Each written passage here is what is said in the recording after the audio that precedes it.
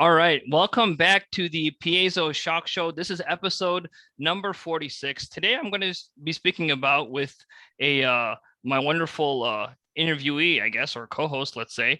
We're going to be talking about productivity for ultrasonic transducer engineers. So this group of people, as you probably already know, and you probably are one of them watching this video on the Learn Piezo channel. So these people include staff of large companies. They include startup founders, other people employed by startups, and also academics. This video or this episode here is going to be a little bit less technical than some of my other videos for sure, but I think it's going to be really important and going to provide a lot of value for you. So I'm joined here by Coach Carol Williams, who is a productivity coach, and she has worked with both technical business owners as well as their in-house engineering staff in order to optimize their productivity. And I've also had the benefit of working with her myself, so I can definitely speak to her skill, knowledge, and intuition in this area. So I just like to welcome you here to the show, Coach Carol, and yeah, I'll give an introduction about yourself. Okay, well, thank you so much, Hussein. I appreciate it. So, they'll just tell you a little bit about me. I'll tell you a little bit about who I serve. So, those really kind of scattered entrepreneurs, like they're really smart, but they tend to, engineers, entrepreneurs, people, in the technical field that like they're really smart, but they're kind of scattered. Well, I help those people get more focused, organized, and productive by coming up with systems and tactics and strategies that works for them instead of how you're supposed to do it. All and right, that's what it's all about. That sounds very interesting, and obviously that was interesting enough for me to kind of use your services and really change a lot of things in my business and how I work around. But today, for the benefit of the audience, I'm going to start with 3 questions and 3 problem areas that ultrasonic transducers engineers have in terms of productivity, and also get into 3 strengths as well, so we can talk about those as well and how to hone in on those strengths. So the first. So yeah, the first of these problems in productivity is what I'll call disorganization. So there's basically mandatory systems that engineers have to follow. There are certain ways they submit their engineering drawings, certain ways they have to upkeep their CAD files, and they even have to provide like product development reports. And especially in the medical field, there's a ton of like kind of protocol to keep things kind of apparently very organized. But we find ourselves in a lot of areas where we are not governed by this external structure, especially in the research and development area and in troubleshooting as well. And that kind of ends up in a lot of disorganization and chaos, be it like how experiments are taken out, how planning is done and executed. It leads to kind of messy digital spaces and messy kind of workspaces. So I want to ask you to share your thoughts as to what practical steps or ways can be used or approaches or mindset can be taken to start to unravel these problems. All right. Well, you laid out a lot of problems. So the first step in a solution to solving a problem is to understand what we're solving. So I'm going to just pick one of them. And that is when you talked about, having a lot of space in the research space. It's like when there's not too many boundaries and we can do anything, it can get a little unclear. You kind of know what you're going to do and ultimate, but there's almost too much leeway. It's a lot like when somebody leaves corporate and becomes their own boss. There's too much leeway in their time. So if you're in a job that gives you a lot of leeway, there can be too much leeway. So if that's something that's helpful for your people, then great.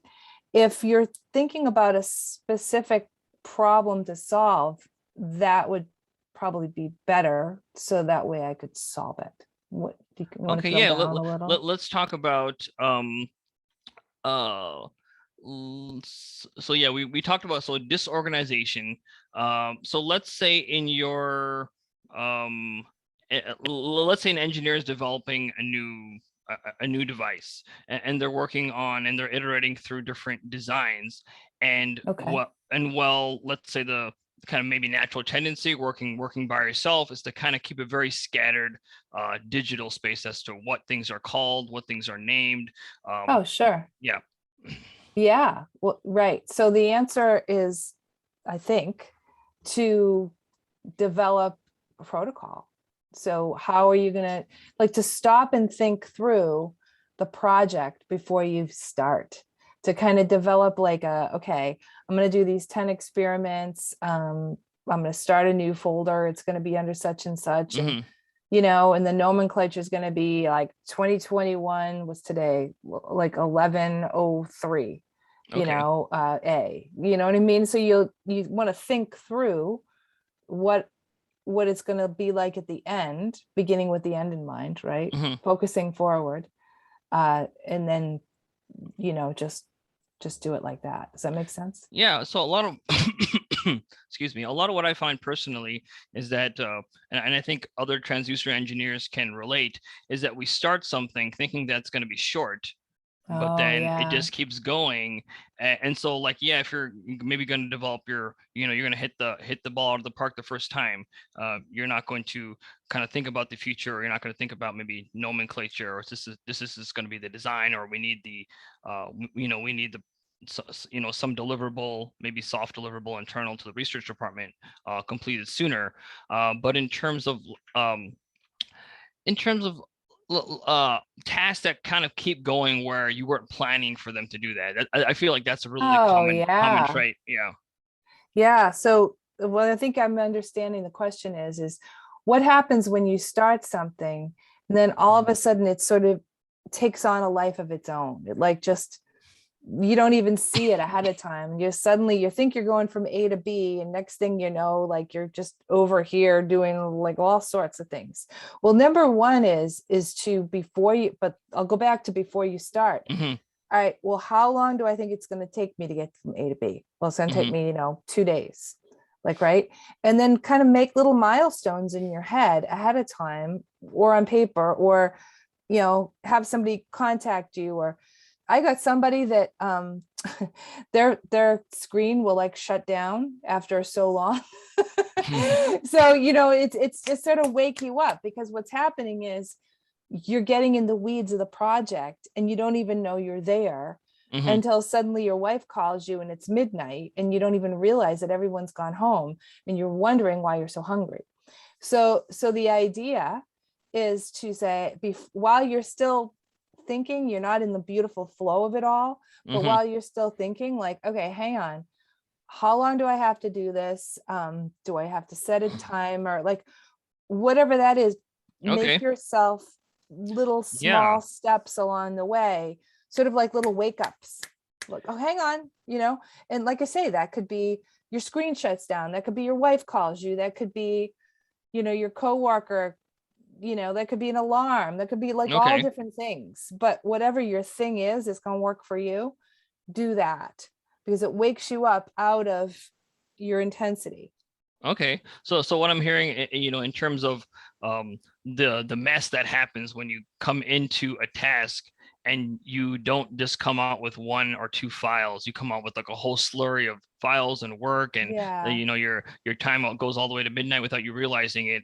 I think you mentioned two things. One is internal and one is external.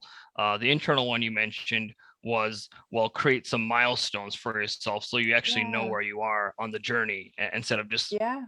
instead of taking a walk that way, like Mm. know like where you actually are on that process, so you know when to turn around. Right. And then the other thing you mentioned is having something external triggering you as to when something is done. And yeah, kind of what works is like when somebody's expecting something from you at a certain time, be it like you're out of the home, is it your spouse, or be it kind of your boss wanting something at the end of the day. And yeah, having to pick up kids at the end of the day kind of helps, so you got to get out. Oh yeah. Yeah, no choice. No choice. So their Yeah, kids are kind of their little productivity. They mess it up, but they also help it as well. that's right. That's right. Beautiful. Yeah, so I got another question. We're on a roll here, it seems like. So engineers, transducer engineers especially, often have like a really heavy workload in terms of what they're responsible for. So they're really like unique people in the organizations. They're very unique. They have to support current production. They have product development objectives. They have to do a lot of different things in those areas. Like they do computer simulations, they do drawings, they do process engineering. Because of their expertise, they do project management. So when you're kind of in that position where you just have all all these roles in different areas, as well as like different things you do, and even individual one, um Yeah. how do you kind of come to terms with that? And I guess the work has to be done and you're the person to do it, but how do you kind of Yeah. how do you survive that? Yeah. And when you describe that, I get this like internal like feeling of overwhelm. Like, wait a minute, how can I manage the project? And how can I, do all these different tasks in all these different ways and that require all this different, I guess, way of thought, really. And Hmm. there's like, you didn't even mention like meetings, Yeah. phone calls, all sorts, right? So number one is to recognize that that you've got a lot of different roles to play. It's important to know that. And really ask yourself, like, what can I control? So one of the strategies I have people use, or tactics, I'm not sure which one it is. I guess the strategy would be to be more organized, and the tactic would be to theme your days. So as much as possible. So the way to do that would be, I never have meetings on a Monday or Hmm. something, and I get it. Your organization might have Monday morning meetings. So maybe that's not your tactic. I don't know what your tactic is because I'm not talking to you. If I were working with you, we would. Uh, on that topic, um, another strategy that I have for people is to identify where in your day, this is not just the days of the week, but where in your day, like in the time of the day, are you at your best? Some people are best first thing in the morning, and we're talking about 5, 6 in the morning. Some people are really good at the end of the day, they say. I don't know if they're lying to me, but that's what they say. I find that most people are most likely at their best, like the average, somewhere between like 10 and 12 noon. Okay. Okay. And so if this is you, do yourself a favor and don't schedule boring meetings then. Just don't do it. That is your highest productivity work. And you want to have, like, out of all those 5 or 6 things you talked about, like, what is the thing that requires so much concentration and it needs to have your absolute best output? Uh, Schedule those things during that time. Like, Hmm. right? So I'm not giving you a clear answer because really the answer is it depends. Okay. And you want to look at organizing your days in ways that works for you. And you want to work at organizing your times of days in ways that Okay. works for you. Because when it works for you, it's going to work for the company Okay. because your productivity is going to be better. Yeah. One thing that I heard also you say, and I'm sure if an engineer, especially someone who's working in house, when they would hear that advice, they would be like, well, I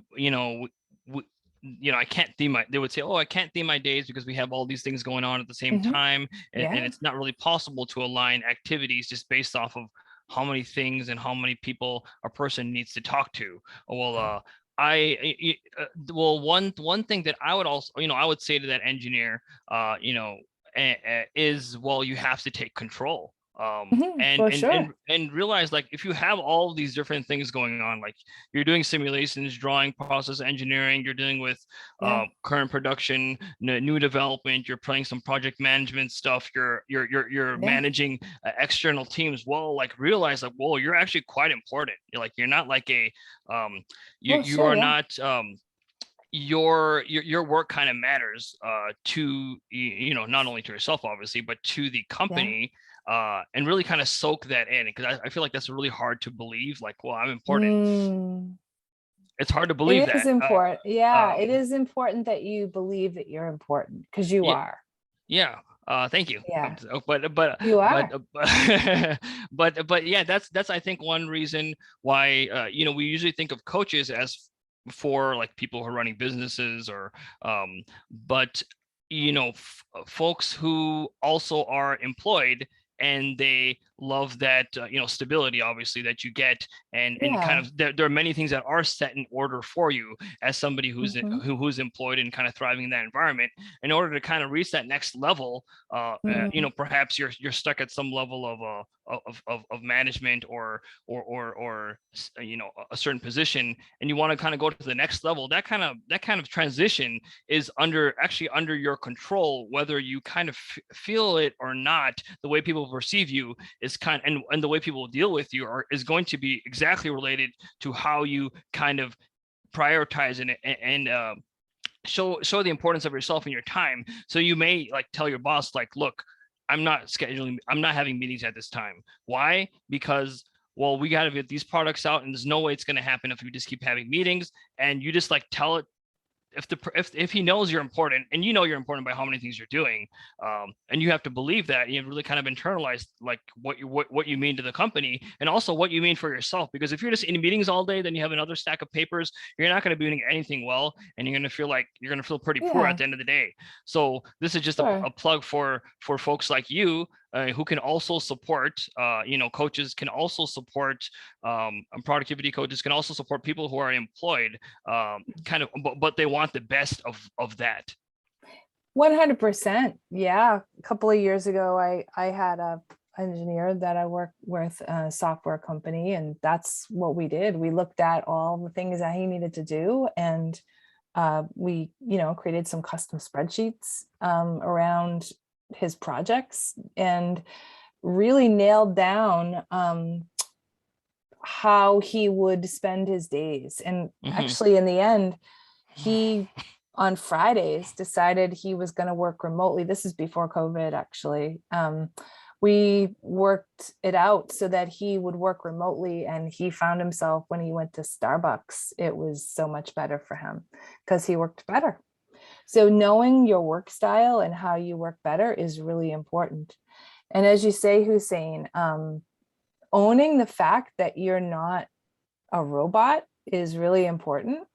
So owning the fact that you matter, that you, yeah, Right. sure, there are company meetings. I mean, there have to be. And you're not, you're not on the assembly line, right? It's not like you got to put the red square here and every little thing that whizzes by you. You're way past that. So it's time for you to take control of your time, to take control of your workload, to take a really hard look at what all is needed, when you're, how you're going to organize your days, and what you're going to delegate. There's a lot to this. Hmm. It's a lot more than we can probably do in 45 minutes or an hour, Yeah. but there's a lot to unpeel. I think before you do anything, you want to know what your end result wants to be. Not so different than the experiment stuff you're talking about before. Yeah. It's like, why do you want to get yourself more organized? Like, what's that going to do for you? Like, what's your life going to look like? What's your Hmm. business going, like, what's your business life and your work life and your home life? Like, what is your life full stop going to look like? Hmm. And the man I was just describing to you, he was an outdoor enthusiast, and he was happiest being outside, climbing mountains, doing all sorts of stuff. So we needed to make sure that his work allowed him to do what is so important in his life, because that gave him that motivation and that intrinsic drive Hmm. to do his best while he was there. Yeah, that's really awesome. I just remember one small but pretty significant win that we had was not scheduling meetings at 8 a.m. So that was a kind of Yeah. but and I don't know, mention like you mentioned that to me, and I was like, oh, they're like overseas. That's the time that works. It's hard for them to change. And I kind of put a lot of like resistance, but I was like, yeah, I think things would probably be a lot smoother for me, especially in preparing for that meeting, because I have a kid I need to drop off to kindergarten before that occurs and all that. So, Yeah, yeah, working with you kind of really gets you it really gave me the courage to kind of like, well, put your not put your foot down. That's the kind of the wrong way to say it, but like, promote your own productivity, for, let's say, for your own sake, for your family's sake, and also for your that's right. client's sake. Like, they don't need you just rolling in the door and like opening it up. You're 5 minutes late and you haven't prepared and you haven't thought about what they're doing. It was just like all rush, rush, rush until you got there. So yeah, Yeah, yeah, working with you really kind of gives you the perspective, like, hey, I really should be doing that. And that's usually where people stop. Like, they hear something with me on a yeah, podcast, I really should be doing that. That's like that's a lot what I always say. Like, I really should be doing fill in the blank. But working with you really gave kind of the motivation, the framework, and kind of the support to kind of to take those steps to see those yeah, changes that you don't those are things you don't want to kind of go in the grave saying, like, I really should have done X, Y, and Z at my company or in my life. yeah. But yeah, Can I here ask we you a question? sure. Yeah. So if you heard yourself say, gosh, I should be doing that, why didn't you? Um, well, you kind of lose you lose momentum, or you tried it before and it didn't work. Um, Okay. or maybe that actually sometimes that I really should be doing X, Y, and Z is actually something you heard from someone else, which is another story. Ah, Um, okay. but I guess yeah, I think that you kind of lose momentum pretty quickly. One of your kind of things you work through is like really diving into the why. So you really provide the foundation. Well, then you set that when you also provide and when you think about that ideal state, well, you have the foundation in terms of the purpose to really springboard into a habit and a mindset that's going to continue to serve you instead of just drop off and to be a regret once again. Yeah, yeah. So what I'm hearing is when you said, oh yes, I should really do that, you, number one, don't give it any regard. You just let it sort of sit there like invisible static, and it's kind of draining you. Mhm. And kind of dismiss it by, oh my gosh, that didn't work before, because we do that all the time. We don't, oh, I don't have time for that, didn't work before. Because here's the thing, is if we knew that we needed something different in our lives and we didn't address it, what that is that's like cognitive dissonance. We can't live Yeah. and function in a way that we don't believe is okay. So we slough it off and give excuses rather than really digging into it, because it's way easier in that moment. But what happens is over time is that like that just invisible static stuff, it like adds up. It's like sort of Mm. clutter. When you walked into a cluttered room, there's nothing really wrong, but there's all this feeling in there. And that Mhm. same feeling that you get in a cluttered room, all these shoulds like get in your brain and they clutter your brain and they cause brain fog. And if you have brain fog, good luck doing this productivity stuff, because it's never going to happen. You might as well stay in bed. You don't want to stay in bed. You want to get up, you want to be your best self, and you want to be most productive. So listen to those little voices and go from there. What's your Yeah, next question? yeah, the stories you tell yourself start getting more and more negative. Then you can kind of really pull yourself out until you meet somebody may perhaps like yourself. Yeah. Okay, yeah. So let's go on to the strengths Okay. questions. I'll skip that number 3 for the Okay. weaknesses one. We've been providing a lot of value, I think, to the questions, at least for myself. I know I have. Okay. Being so one of the skills that ultrasonic transducer engineers have is being interdisciplinary, and that is like being able to see. I'll put it another way: being able to see like the whole picture, like really big picture thinkers. Yeah. Um, how can you play that to your productivity advantage? Yeah. That ability that. So, yeah. So, well, a lot of people don't think big picture. So Mhm. when you say productivity advantage, what exactly are you looking for as a result? So productivity in the sense of getting more things done that matter. That's Oh, what productivity means to me. okay. There you go. I guess that's really the first step.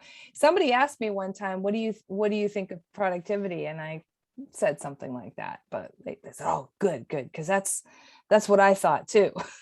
It's not getting more things done for the sake of it. It's getting the things done that matter. And I'll even put it like in a way that's going to help you in your whole life, Hmm. not just in the Okay. get it done.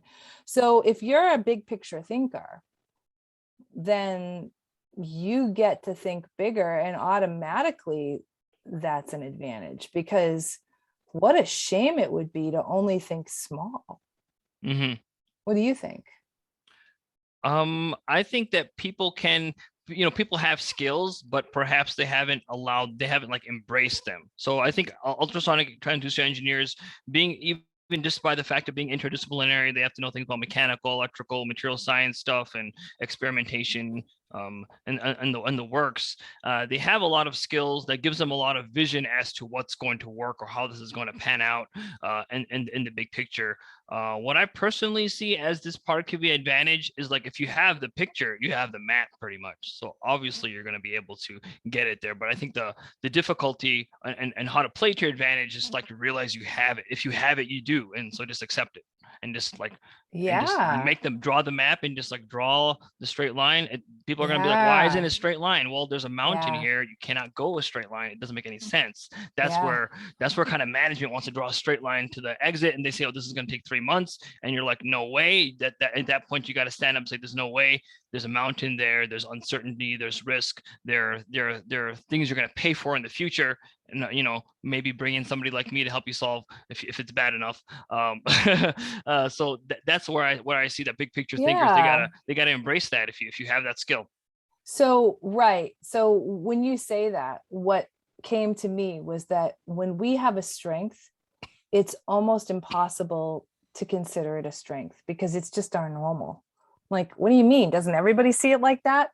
No, they don't.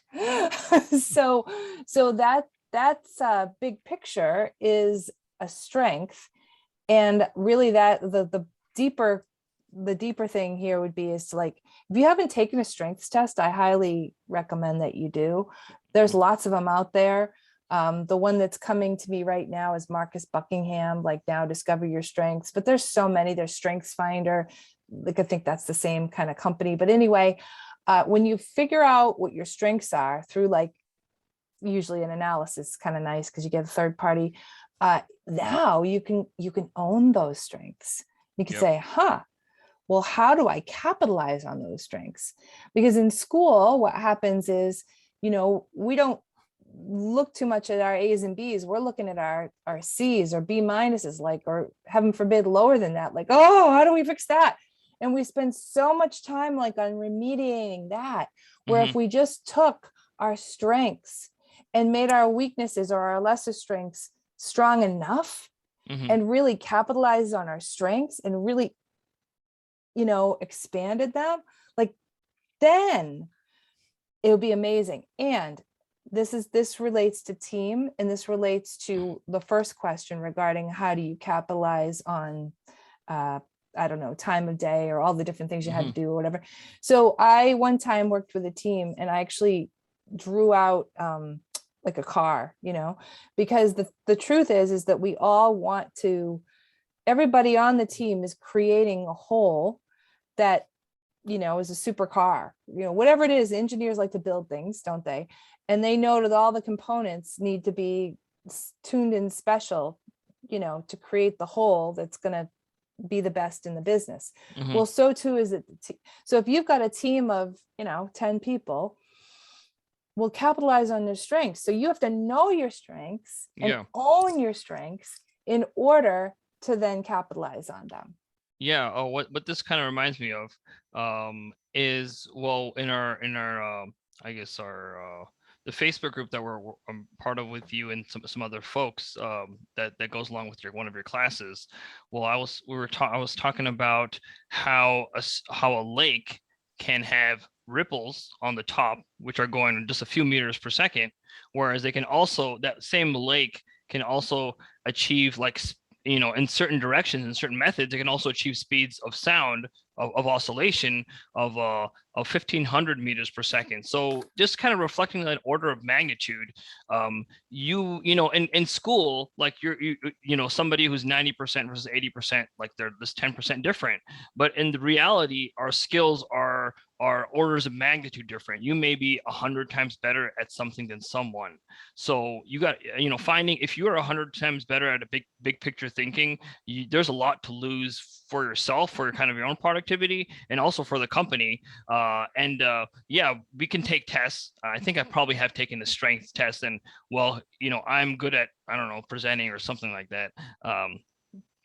Still trying to own up to it maybe. But I just want to mention again the importance of, if you feel like you have strengths, and if you do or you don't, you kind of know inside, like, I kind of know I have something different, something to say, but I can't say it. Well, that's when you need a coach to get that out of you, because you got stuck in that like negative self-talk, and now you're telling yourself a story that it's not going to work, they're not going to listen, whatever it is. But getting unstuck, in addition to getting unscattered, before you get unscattered, you got like all this stuff stuck in the mud. Just to get everything out of the mud first. Now we're going to put it together. Yeah. One way to discover your strengths besides taking a test is ask yourself, well, out of everything I do in my day, like, what do I love? Like, what do I have most fun with?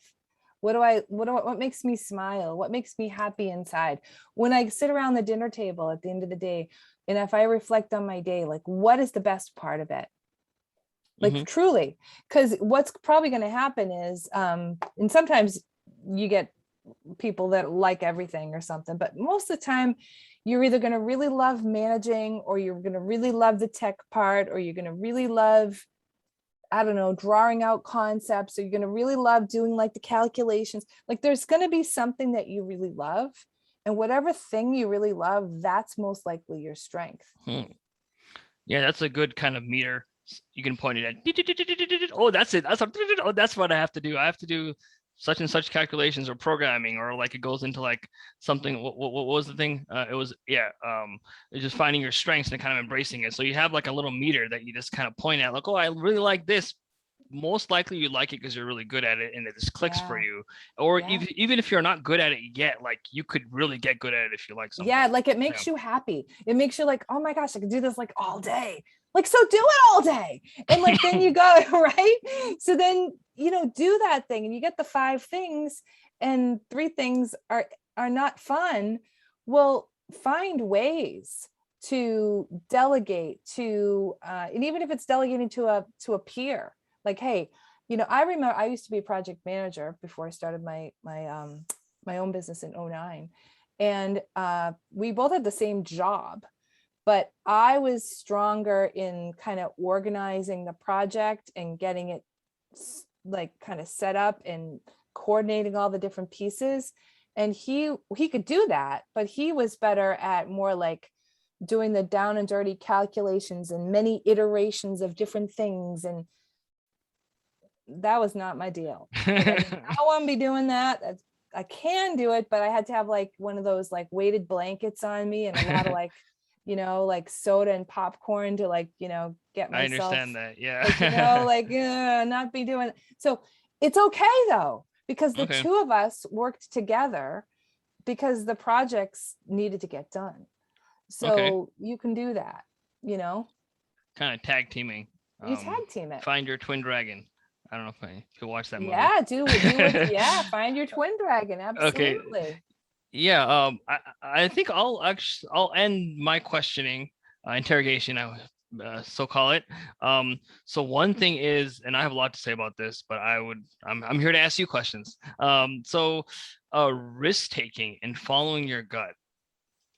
So how do you feel like, if somebody has that skill? I kind of did. That's why I am a consultant, and that's why I felt my calling to be. But risk taking and following your gut, how do you play that to your productivity advantage? If somebody feels like they have that skill, like transducer engineers, they have ideas. We're always being told like, oh, it can't be done, and then you got one of us like working on in the background, showing you that it works. now this is like the new project like direction. Like this is it. This has always happened. The manager walks in the room. Yeah, this is what we were always doing from the beginning. And yeah, we just kind of supported this transducer engineer, just let him work on his thing, and we knew he had something going. And I kind of had the idea to begin with. That's the Yeah. manager story. But anyways, Well, number one, know that if you're constantly doing that and you're not finding a way to like spread your wings in your company, that you're probably in the wrong job or the wrong company. I've heard of companies where like on Fridays, they just open it up and they allow like all this experimentation, like within their company. Right. And in it also too, perhaps you're destined to have your own company, you know, because that's what leaders do is they think out of the box. They try things. You know, is there R&D you can be in? Like, right? Isn't that what they do? So if you're coming up against a lot of resistance when you're using your strength and your strength is that, then it means you're not in the right spot. Wow. Okay. Wow. That's yeah, I was wondering how you're going to answer the question. I did not expect you to say that, but I think it's very insightful. Like you need to be in a certain environment in order to thrive, and use that skill in particular of risk taking, because every kind of technological advancement was a risk that somebody took and they thought it would work. Somebody told them in their heart that it's going to happen and they just tried it and it did. Yeah. And it did. And most of the time, you read any history of any great inventor or whatever, is they went through like how everybody said it would never work. You know, they failed 100 times before they had a small success, and then they failed in the small success. Like there's always those stories. So it's you could be grateful that that's your strength, because that means you are a change maker. And hallelujah, you're not just punching a clock.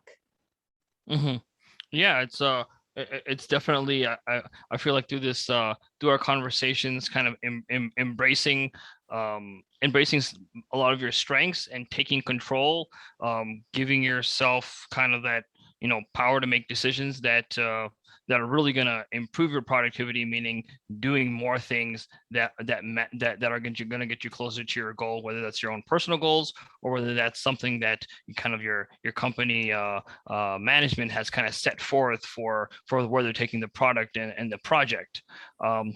So yeah, I'd like to just open it up now. If you have any questions for me, I already mentioned that I work with you, Carol. If you want to kind of highlight something, underscore, Okay, circle. Sure. So I thank you for opening it up. What I usually do with anybody who wants to understand my work is I take them through their journey. So I'm going to take you through the journey just quickly. So going to be a small, right? So when you first contacted me, what had you send the email?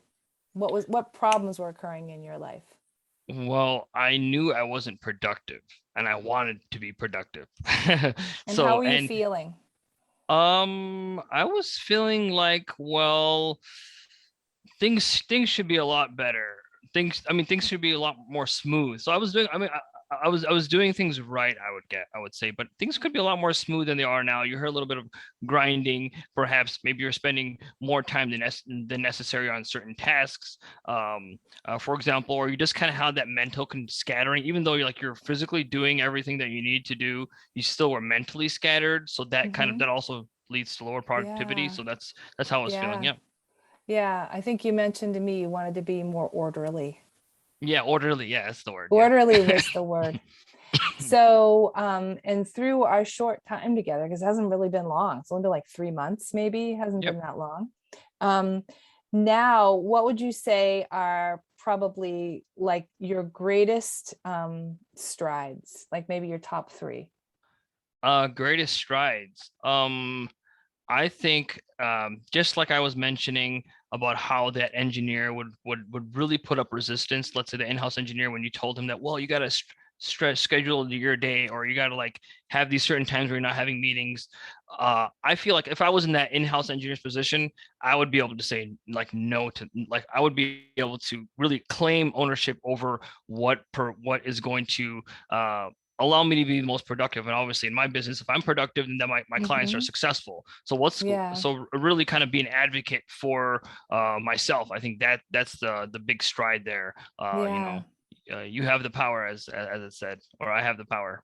Yeah, yeah, and you're right. I think no matter whether it's yourself or anybody I work with, uh, you know, it's not like you pick up a manual and say, okay, hang on. If we do this time management system, we're gonna come out on top, because there's Mm. all different kinds of systems for all different kinds of people. Yeah. So what the way I work is very individual, and it all starts with the individual. So what I'm hearing from you is you got clear about like what works for you Yeah. and took ownership of it and then articulated it. Yeah, that is obviously as a business owner, I can make those changes immediately. I don't have to ask for permission per se. But Mhm. I do see that because I was not too long ago was an in-house engineer, and I think many of Yeah. the folks who are listening, in some aspect, they have some level of management over them. There's still a lot of control like that you can have if you just ask for it. So that's, I guess, the second thing that I would say is like, well, if you want to make a change, sometimes like the thing you're scared of is asking. So Yeah. I think asking for things that will help you to be more productive would be the other aspect, like from others. Yeah. Sometimes some of it's internal, some of it you just have to ask, like, I don't want to schedule meetings during this time. This is what I'm going to be doing. This is what you're going to be expecting. And you just let Yeah. everybody know that with a serious face, and Right. people value you, because if they say no, they're like really risking that this person might leave. Like that's what they're thinking in their head. Because if you're really valuable, you have all these different things going on. Um, Yeah. we get used to saying yes all the time, but you can say no, and no is a power. Like you don't, like, you please people by saying yes all the time, but by saying no, you show that you're powerful. And you're worthy of, like, receiving recognition, and you are making impact. That's pretty much what That's it right. lets them know in their face. Yeah, I remember that was one of the things that you said is you really owned up that you're a powerful person, and you are. Yeah, you're very powerful and it's beautiful. No is a complete sentence is something that I often say. So yeah, no, it's been beautiful. So those are my main questions is to kind of just the journey that you've taken. And we're not done. We have a lot more to go. Yeah. Yeah. So that's really So, all I have. excuse me. So yeah, you can let. I think it's a good time to let everybody know where to find you, more. What you have for them. Yeah, go ahead, please. Sure, yeah. So if you want to find me, maybe you could put this in the show notes or something. Yep, I will. Yeah. Yeah, my website is EPS. E is in efficient, P is in productivity, S is in systems, and then the hyphen time.com. When you go there, you can download my free ebook, which is my signature system to help you get more focused, organized, and productive, whether it be with an individual or a company. But this is really based on the individual, because last time I checked, a company is made up of individuals. Just saying. And you'll see the productivity success cake and the pieces, and how it all works together. So that's the best way to get in touch with me. Download the ebook. You'll see my contact information right there on the website. And if it's interesting to you, you probably want to book a call, because you never know what magic might happen when you talk to me. Yeah, I would definitely encourage anyone who's having issues in productivity. If you know that about yourself, and you made it this far, I would just recommend just to book a call with Carol. See, obviously also download the ebook. See if she's your flavor, because there's many flavors in the world. Which one's right for Mhm. you? You got to decide. Yeah. And yeah, that's, I can bear witness to my own change, or feel free to contact me as well, to hear more about my experience, if that's something you're looking to do. But yeah, so thank you so much, Coach Carol, for being on the shock show with me. Again, this is episode number 46, productivity for transducer engineers. Absolutely nothing technical really talked about here today, but I think it's like really important because like after all, like on the inside, we're all like, this is like the mushy gushy stuff. That's what I would say. That's what I call it. But like on the inside, we're all mushy gushy actually. So like putting tactics, putting like structures like you would for a computer program, or like really rules are not going to allow you to thrive. It's kind of really starting from the inside and taking control and realizing, well, what's happening and what's there, and who better than a coach like Coach Carol to help you through that process. Thank you so much, Hussein. It's been a real pleasure. Awesome. Thank you. Okay, thanks.